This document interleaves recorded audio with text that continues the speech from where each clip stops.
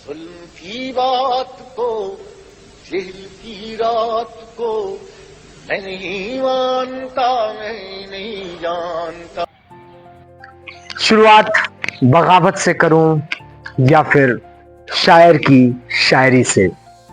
इस लखनऊ की रेजिडेंसी से शुरू करने का कुछ ना कुछ उद्देश्य है, क्योंकि जब बात बगावत की होगी तो फिर हमें कोई ऐसा जगह चुनना होगा, ऐसा प्लेस देखना होगा जहां पे बगावत की बात करने में मजा भी आए।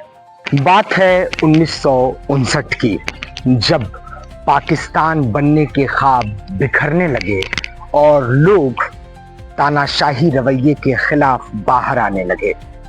उसी बीच जनरल अयूब खान का जो मार्शल लॉ चल रहा था, जिसके खौफ से एक पत्ता भी नहीं हिलता था, रावलपिंडी में एक रेडियो स्टेशन में एक ऐसा शायर, जहां सभी बाकी लोग सत्तासीन सरकारों के और तानाशाहों के तारीफ में लगातार कसीदे पढ़ रहे थे, उसी में एक शायर ने खुद को मौका परस्त न कहते हुए वो पढ़ा जो उस वक्त की आवाम अपने दिलों से कहना चाहती थी।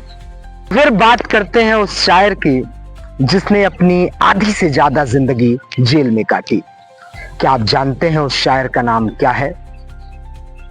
आइए उस शायर का नाम जानने से पहले आपको उसकी लिखी एक नज्म सुनाते हैं। तख्तेदार से मैं भी मंसूर हूँ, कह दो अगियार से। क्यों डराते हो, क्यों डराते हो जिंदा की दीवार से। जुल्म की बात को, जेल की रात को मैं नहीं मानता, मैं नहीं जानता। दीप जिसका महल्लात ही में जले, चंद लोगों की खुशियों को लेकर चले, ऐसे दस्तूर को, सुबह बेनूर को मैं नहीं मानता, मैं नहीं जानता। तुमने सदियों हमारा सुकून, अब ना हम पर चलेगा तुम्हारा फसूं।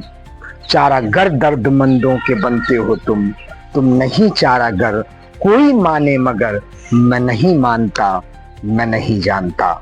ऐसे कई सारे अशार से जिस व्यक्ति ने उस वक्त के सत्तासीन लोगों के दिलों में नश्तर की तरह यह शेर चुभोया, तो फिर कहां कोई आजाद रखने वाला है ऐसे शायर को।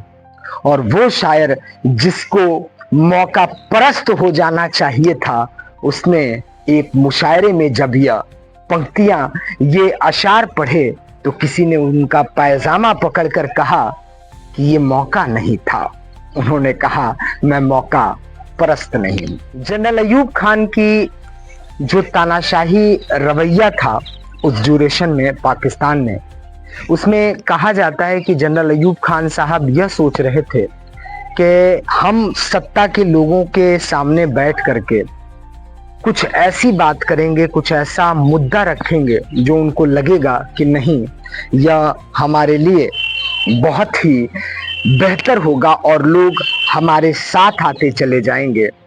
बट कोई तो ऐसा होता है जो सभी के साथ नहीं चलता, भीड़ से अलग चलता है। 10 करोड़ है नाशाद, सदर अयूब जिंदाबाद, इस तरह के अशार लिखने वाले हबीब जालिब को याद करना इतना भी आसान नहीं है, क्योंकि हबीब जालिब जैसा शायर बहुत कम पनपता है।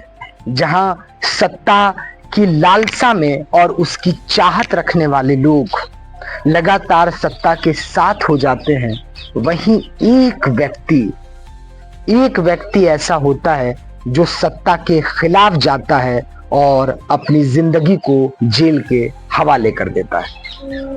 जेल से डराना तो मुश्किल था।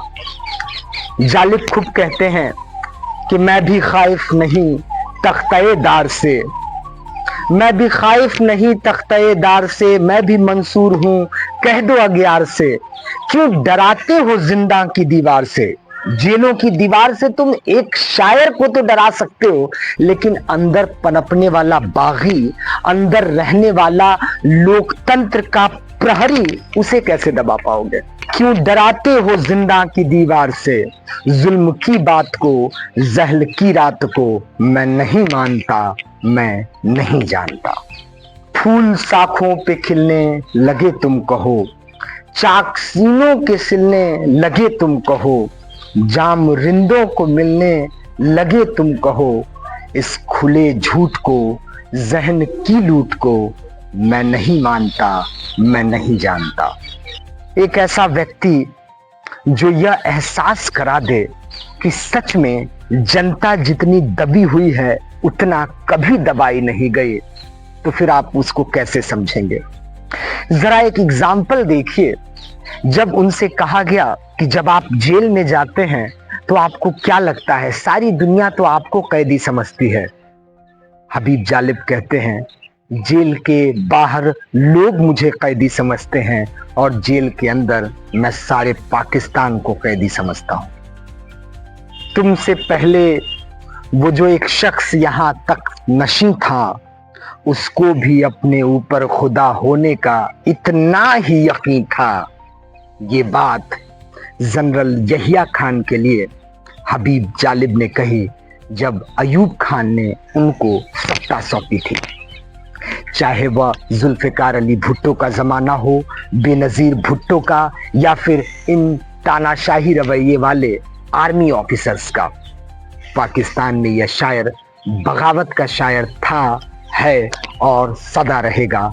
और जब जब दुनिया में जुल्म होगा, इस तरह की आवाज उठेगी तो बीच से एक अंगारे की तरह, एक ज्वालामुखी की तरह, लोकतंत्र की ज्वालामुखी बनकर के हबीब जालिब उठेगा और चिल्लाकर पूरी आवाम कहने लगेगी, ऐसे दस्तूर को, सुबह बेनूर को मैं नहीं मानता, मैं नहीं जानता। मंसूर हूँ कह दो अगियार से, क्यों डराते हो, क्यों डराते हो जिंदा की दीवार से? जुल्म की बात को, जेल की रात को मैं नहीं मानता, मैं नहीं जानता।